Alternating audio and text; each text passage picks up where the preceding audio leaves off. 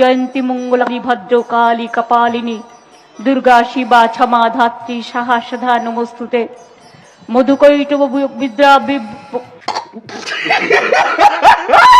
আমাদের বিশ্বের সবথেকে বড় হিন্দু এবং হিন্দু ধর্মের প্রচারক আমাদের মাননীয় মুখ্যমন্ত্রী এবং ঢ্যামনার গড়া মমতা ব্যানার্জি। তো আজকে আমরা মুখ্যমন্ত্রী মমতা ব্যানার্জির বিরুদ্ধে যে যত চক্রান্ত আছে এবং মুখ্যমন্ত্রীর যে হিন্দুত্বের একটা আলাদা রোষ আছে সেইটা নিয়ে আজকে কথা বলবো।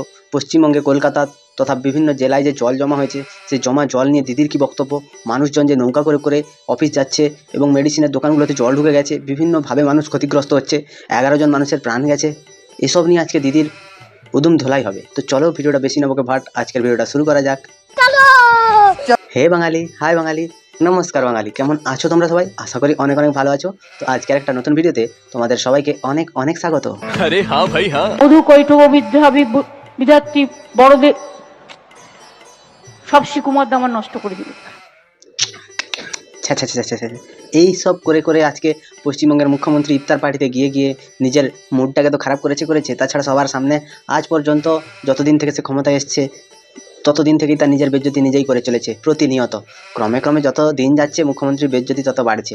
বয়সকালে বয়সের চোখটা তো দেহে মুখে সব জায়গায় দেখা যাচ্ছে, কিন্তু বেজ্জতির চোখটা মুখ্যমন্ত্রী ভালোভাবে লুকিয়ে রাখতে পারেন।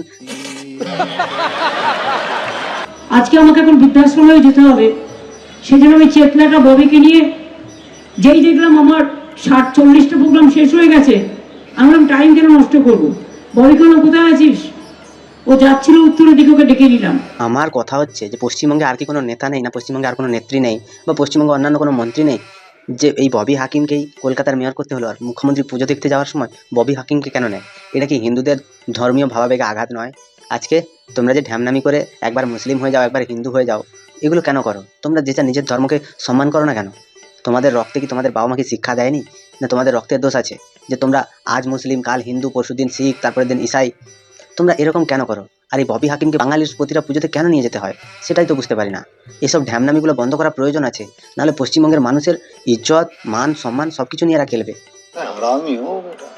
একদিন খুব দুর্যোগে, এত বৃষ্টি জীবনে হয়নি, আর ফরাক্কা বিহারের সব জল গঙ্গা এসে ঢুকেছে। ফরাক্কার ড্রেজিং হয় না, কলকাতা গঙ্গার ড্রেজিং হয় না, কলকাতা পোর্টও করে না, ফরাক্কাও করে না, ডিবিসিও করে না, মাইথনও করে না, ওদের ছাড়া জলে আমরা ডুবি। আমি বলতে বলতে বলতে বলতে আমার গলা ব্যথা হয়ে গেছে। একদম ঠিক কথা বলেছো দিদি। আমাদের পশ্চিমবঙ্গে তুমি বলতে বলতে তোমার গলা ব্যথা হয়ে গেছে। ডিবিসি কেন তার কাজ করছে না?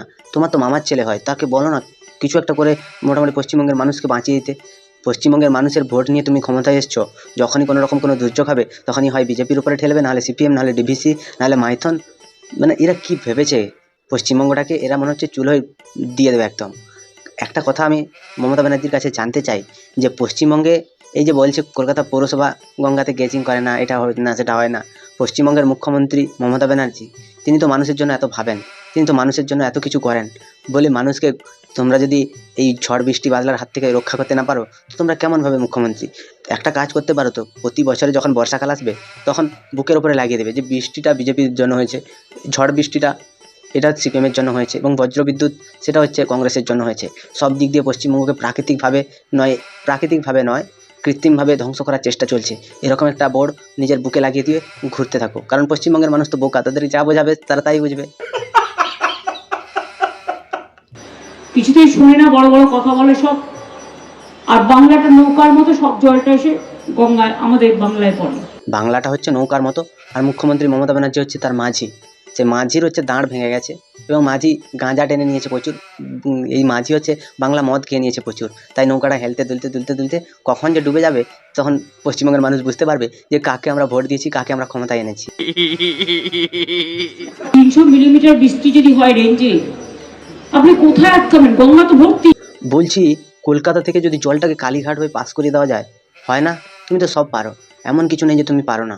তো বলছি এই যে আবহাওয়া দপ্তর, তাদের কাছে খবর আসার আগে তো তোমার কাছে খবর পৌঁছে যাওয়া উচিত। পৃথিবীতে এমন কিছু নেই যেটা তুমি পারো না বা যেটা তুমি করোনি। ঝড় বৃষ্টি বাদলা কখন যা হবে সেটা তো তোমার কাছে আগে খবর আসা উচিত, কারণ তোমার অ্যান্টেনাটা হচ্ছে পুরোটা স্ট্রং। সে আগে থেকে ধরে নেয় যে আজকে ঝড় বিদ্যুৎ হবে এবং বৃষ্টিও হবে প্রচুর। তো এই 300 মিলিমিটার বৃষ্টি মুখ্যমন্ত্রী কিসে মেপেছিলেন সেটাই হচ্ছে আমাদের সব থেকে জানার বিষয় আছে। জলটা যাবে কোথায়? নালা ভর্তি, নদী ভর্তি। সব তো বুঝলাম, সব যদি ভর্তি থাকে, সব যদি পরিপূর্ণ থাকে, আর হাইটাইটও যদি থেকে থাকে, তাহলে আমার পশ্চিমবঙ্গবাসীর পক্ষ থেকে একটা প্রশ্ন আছে যে জলটা কোথায় নিয়ে গেলেন? কালীঘাটে, যেখানে ওই 40-50 রকমের তুলসী গাছ পাওয়া যায়, সেখানে নিয়ে গেছেন? হবে হয়তো, কারণ আপনি তো সব পারেন। আপনার বাড়ির পেছনে সেখানটায় হয়তো হতে পারে বড় মাপের সমুদ্রের মাপে জায়গা খনন করা হয়ে আছে, বা মাটির তলায় আপনি হয়তো কোনো একটা সুড়ঙ্গ বানিয়ে রেখেছেন, সেই সুড়ঙ্গ দিয়ে জল আপনি পাস করে দিচ্ছেন ওই একদম সৌদি আরবের দিকে। হতেও পারে, হবে বলছি না, কারণ পৃথিবীতে এমন কিছু জিনিস নেই যেটা মুখ্যমন্ত্রীর দ্বারা অসম্ভব। তিনি সব পারেন, BA, LLB, BEd, MPhil, PhD, সব কিছুই মুখ্যমন্ত্রীর হাতের নাগালের ভেতরে আছে। তামিলনাড়ু কোনো কেস করেছে জল কেন জমেছে? আচ্ছা, এটা আমায় না জিজ্ঞেস করে তো আকাশকে জিজ্ঞেস করতে পারে। সত্যিই তো পশ্চিমবঙ্গের মানুষকে জিজ্ঞাসা করা উচিত যে এই মহিলাটাকে ভোট কেন দিয়েছে, সেটা পশ্চিমবঙ্গের মানুষকে জিজ্ঞাসা করা উচিত। প্রতিটা মানুষের কেন মুখ্যমন্ত্রীকে জিজ্ঞাসা করবে? কারণ তোমরা ভোট দিয়েছো বলেই তো মুখ্যমন্ত্রী ক্ষমতা এসছে। এবার কারা কারা ভোট দিয়েছে তাদেরকে চিহ্নিত করে করে জিজ্ঞাসা করতে হবে যে কেন ভোট দিয়েছিলি। আজকে যদি জল কেন জমেছে মেঘকে জিজ্ঞাসা করতে যেতে হয়, তারপরে কালকে হচ্ছে খরা কেন হয়েছে সেটা জিজ্ঞাসা করতে যেতে হবে রোদকে, সূর্যকে। পরশুদিন হয়েছে স্বাস্থ্য ব্যবস্থা কেন ভেঙে পড়েছে সেটা আমাদের ওয়েদারকে জিজ্ঞাসা করতে যেতে হবে, কারণ ওয়েদারের জন্য ওটা ভেঙে পড়েছে। পশ্চিমবঙ্গে আইন ব্যবস্থা কেন ঠিক নেই সেটা চোরেদের কাছে জানতে যেতে হবে। সব কিছু ওর কাছে জানতে যেতে হবে। আর মুখ্যমন্ত্রীর কাছে তুমি কিছু জানতে চাইবে না। শুধু একবার জিজ্ঞাসা করেছিল যে চুরিটা কেন করেছে, মুখ্যমন্ত্রী বলছে আমিই জানি না, আমার জ্ঞান তো আমি একটাও চুরি হতে দিইনি। সেই চোরেদেরকে আবার সাপোর্ট করছে লাস্টে এসে, বজ্জাতের বজ্জাত এগুলো। যারা কেস করেছে তারা তো কেন্দ্রকে জিজ্ঞেস করতে পারে যে তুমি কেন ড্রেসিং করোনি। এটা এটা বুমেরাং হয়ে যায়, ভাবে না? লন্ডনেও জল জমলে 10 দিন থাকে। যা বাবা, কেন্দ্রকে কেন জিজ্ঞাসা করবে? কেন্দ্রের কোন কথাটা তুমি মেনে চলো বাবু? তুমি তো বলেছো কেন্দ্র সরকার 100 দিনের কাজের টাকা বন্ধ করেছে, তুমি বলেছো আমি 100 দিনের কাজ করাবো। কেন্দ্র বাড়ির টাকা বন্ধ করেছে তোমার কথায়, তুমি বলছো যে আমরা বাংলার বাড়ি করে দেবো। কেন্দ্র যদি গেজিং না করে থাকে তুমি কেন করনি? তোমাকে যদি মানুষ প্রশ্ন করে, তোমার এই যে হাড় বজ্জাতি, তোমার এই যে অভিনয়, তোমার যে যে কলাকুশলী, তোমার যত চোর চিটিংবাজ ভাই ভাইপো ভাইরা ভাই যত রকম যত আত্মীয় স্বজন আছে সব কটা মিলে পশ্চিমবঙ্গটার পুরো হালুয়া টাইট করে দিচ্ছে। পশ্চিমবঙ্গে পুজোর নামে ফ্যাশন শো করতে যাচ্ছে, সেখানটায় গিয়ে হিজাব পরে পুজো প্যান্ডেল উদ্বোধন করছে। সেখানে পশ্চিমবঙ্গের যত রকম যত পুজো কমিটির লোক সহ যত দর্শক ছিল একটা লোকও প্রশ্ন করেনি। তো একে কেন রেখেছে পশ্চিমবঙ্গে? এনাকে তো বাংলাদেশে পাঠানো উচিত। দিল্লিতে জল জমলো 5-6 দিন থাকে, মহারাষ্ট্রেও ভুলে যাবেন না। লন্ডনে নাকি জল জমলে 5-6 দিন থাকে। ও আচ্ছা, বলছি লন্ডনের মতো শিক্ষা ব্যবস্থা তুমি এখানে করতে পারো না? লন্ডনের মতো স্বাস্থ্য ব্যবস্থা তুমি এখানে করতে পারো না? লন্ডনের মতো আইন ব্যবস্থা তুমি এখানে করতে পারো না? লন্ডনের মতো রাস্তাঘাটগুলো কলকাতার সেটা তোমরা করতে পারো না? খালি সবসময় লন্ডনের কোন খারাপ দিকটা আছে সেটাকেই তুলে আনে। এরা হচ্ছে বিজেপি কবে কি করেছে, কোন রাজ্যে বিজেপি কত ভোট পেয়েছিল, কোন রাজ্যে কংগ্রেস সরকার কি করেছিল, সিপিএম 34 বছর ধরে কি করেছে, এগুলো নিয়ে কথা বলবে। নিজেরা কি করেছে, নিজেরা কতটা 90% কোন কাজ করেছে সে বিষয়ে কোনো কথা বলবে না। আর লন্ডনে নাকি জল জমলে 5-6 দিন থাকে। মুখ্যমন্ত্রী তো লন্ডনে থাকে না বর্ষাকালে, সেই জন্য সে বলছে। शाबाश बेटा, बहुत बढ़िया। আমরা মৃত্যু নিয়ে রাজনীতি করি না। হ্যাঁ দিদি, সেটা আমরা জানি, তবে এই জিনিসটা আমি গ্যারান্টি দিতে পারছি না যে তুমি মারা গেলে তোমার দেহটা নিয়ে রাজনীতি হবে কিনা। অভিষেক ব্যানার্জি হয়তো বলবে এটা মারা যাওয়ার পরে এটা বিজেপির চক্রান্ত বা এটা সিপিএমের চক্রান্ত। আর বয়সকালে যদি কেউ মারা যায় সেখানেও এরা রাজনীতি এনে ঢোকাবে। হবে বলছি না, হতেও তো পারে। তোমার দ্বারা কিছুই অসম্ভব নয়। যারা মারা গেছে দুর্ভাগ্যজনক ইলেকট্রিকিউশনে মারা গেছে। সত্যি দুর্ভাগ্যজনক। এই দুর্ভাগ্যজনক বলে মুখ্যমন্ত্রী অনেক দুঃখ পেয়েছে, এতটা দুঃখ পেয়েছে যে সে বাড়ি থেকে বেরোয়নি, ঘর থেকে বসেই পুজো প্যান্ডেল উদ্বোধন করে দিচ্ছিল। এরা এত ভালো কাজ করছে পশ্চিমবঙ্গে, এরা ফিল্ডে নেমে নাকি বিশাল রকমের কাজ বাজ করে। পশ্চিমবঙ্গে আজকে জল জমা হয়েছে, মুখ্যমন্ত্রী ঘর থেকে বেরোয়নি বা গাড়িতে করে যাচ্ছে আসছে। পশ্চিমবঙ্গে মুখ্যমন্ত্রী তিনি যে কতটা মানুষের প্রতি ভাবেন সেটা প্রাকৃতিক বিপর্যয় না এলে তোমরা বুঝতে পারবে না। এই বিপর্যয় যখন আসে তখন মুখ্যমন্ত্রীর মুখোশ ফাঁস হয়, আবার যখন ভাতা দিয়ে দেয় তখন মুখ্যমন্ত্রী মানুষের কাছে ভগবান হয়ে যায়। সেদিন কিন্তু আমার পাড়ায় এমন বিদ্যুৎ পড়েছে, বজ্রাঘাত হয়েছে, যে আমি নিজে একটা বাড়িতে গেছিলাম, ভাগ্যিস ওদের বড় বাড়ি ছিল বলে ছাদের উপর পড়ে ছাদটা মানুষ বেঁচে গেছে। সত্যি কোথাও আন্দোলন করতে গিয়ে তার চৌকির তলায় বোম থাকে, কোথাও তার মেরে মাথা ফাটিয়ে দেওয়া হয়, কোথাও আবার পশ্চিমবঙ্গে বজ্রবিদ্যুৎ সহ যেগুলো চড়কা বলে আমাদের গ্রামের ভাষায়, সেই চড়কা পড়ে সেটা আবার নাকি ছাদ আটকে দেয়। ওটা মনে হচ্ছে বাংলার বাড়ি হবে। ওইখানে সামনে লেখা ছিল যে মুখ্যমন্ত্রীর অনুপ্রেরণায় বাংলার বাড়ি, এই বাড়িটা তৈরি হয়েছে। তো তার ছাদটা এতটাই মোটা ছিল, চড়কা এসে কিন্তু দেখেছিল যে মুখ্যমন্ত্রী মমতা বন্দ্যোপাধ্যায়ের নাম আছে, তাই সে পারেনি, কারণ ভেতরে তো আগুন বসছিল, আগুনের সংঘর্ষ হয়ে গেছিলো, চড়কার তেজটা কমে গেছে। এটাই হয়েছে, কারণ বজ্রপাত যে হয়, সেই বজ্রপাতে পশ্চিমবঙ্গে কোন বাড়ি আছে তার কত মোটা ছাদ যে আটকে দিল। আলাদা লেভেলের ঠক, আলাদা লেভেলের। কোন কোন জিনিসের উপর কি কি জিএসটি কমেছে, এবং তার জন্য একটি পয়সাও সেন্ট্রাল গভর্নমেন্টের নয়, প্রত্যেকটা স্টেটের জিএসটি থেকে কাটা হয়েছে। অবাক কাণ্ড দেখো তো, যে পশ্চিমবঙ্গে যে বাদবাকি স্টেটগুলো আছে তারা একটাও কোনো স্টেটমেন্ট দেয়নি। তোমার গায়ে যত জ্বালা ধরেছে, বলি দিদি এত জ্বালা নিয়ে বেঁচে থাকবে কি করে? পশ্চিমবঙ্গটাকে তুমি ধ্বংস করছো। আজ পর্যন্ত তুমি যদি কেন্দ্র সরকারের কথাই চলতে বা কেন্দ্র সরকারের কথা মতো তুমি যদি কাজ করতে, তাহলে তো আমাদের পশ্চিমবঙ্গের উন্নতিও হতো, ধারগুলো যত আছে সেগুলোও শোধ হতো। তুমি সেটা না করে তুমি খালি কেন্দ্রের সাথে বিরোধিতা করে যাচ্ছ আর রাজনীতি করে যাচ্ছ। এই রাজনীতি করে কি আমাদের পশ্চিমবঙ্গের কোনো উন্নতি হয়েছে? 100 দিনের কাজের টাকা বন্ধ হয়েছে চিটিংবাজি চুরির জন্য। তারপরে বিভিন্নভাবে পশ্চিমবঙ্গ কোনো রকম কোনো সহায়তা পাচ্ছে না বর্তমানে, কারণ এরা এতটা পরিমাণে দুর্নীতিগ্রস্ত, দুর্নীতিবাজ, সেই জন্য কেন্দ্র টাকা দেওয়াই বন্ধ করে দিয়েছে। তোমরা যদি সৎ উপায়ে কাজ করতে, তোমরা যদি পশ্চিমবঙ্গের রাস্তাঘাট এগুলো যদি ভালোভাবে উন্নতি করার চেষ্টা করতে, তাহলে হয়তো কেন্দ্র সরকার তোমাদেরকে টাকা দিত এবং তোমরা পশ্চিমবঙ্গের উন্নতি করতে পারতে।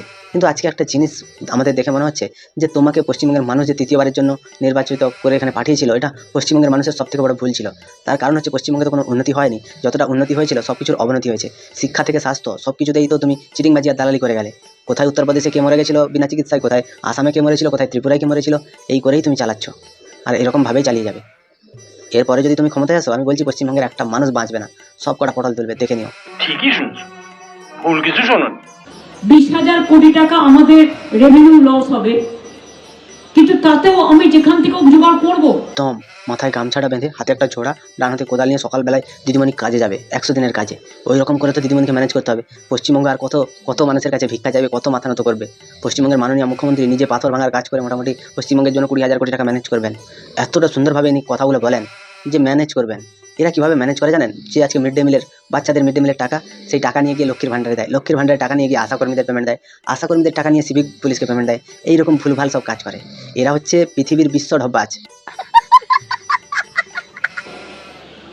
কিন্তু মানুষের লাভ হবে, এটা আমার কাছে বড় ব্যাপার। মানুষের লাভ হবে বলেই তো তুমি সারদা এবং রোজভ্যালির মতো সব কোম্পানিগুলোকে বেশিভাবে প্রমোট করেছিলে। এরা তো মানুষের কত লাভ করেছে। গ্রামে গ্রামে গিয়ে জিজ্ঞাসা করো যে সারদা নারদা যেগুলোতে তোমার দলের লোকেরা জেল খেটে এলো, কুণাল ঘোষ, মদন মিত্র, এরা সব জেল খেটে এসছে না, ওরা যে জিনিসগুলো প্রমোট করেছিল, ওদের একটু গ্রামে গ্রামে জিজ্ঞাসা করো গিয়ে যে কটা মানুষ লাভবান হয়েছে, তাতে তুমি কতটা খুশি হয়েছো। আর এই যে এত কোটি কোটি টাকাগুলো যে ধরা পড়লো, সেই টাকাগুলো কোথায় নিয়ে গেছো? পশ্চিমবঙ্গে তোমাদের যে ভোট করাও তোমরা, তার খরচা কোথা থেকে আসে? তুমি তো ধনী নও, তোমার তো 15 লাখ টাকার কত সম্পত্তি আছে। এই যে ভোটের সময় হেলিকপ্টার নিয়ে ঘোরো সরকারের টাকায়, এবং তুমি যে এত ডেলি ডেলি জুতো চেঞ্জ, শাড়ি চেঞ্জ, এগুলো কোথা থেকে আসে? তুমি মানুষের জন্য ভাবো, এগুলো মানুষের জন্য ভাবনা।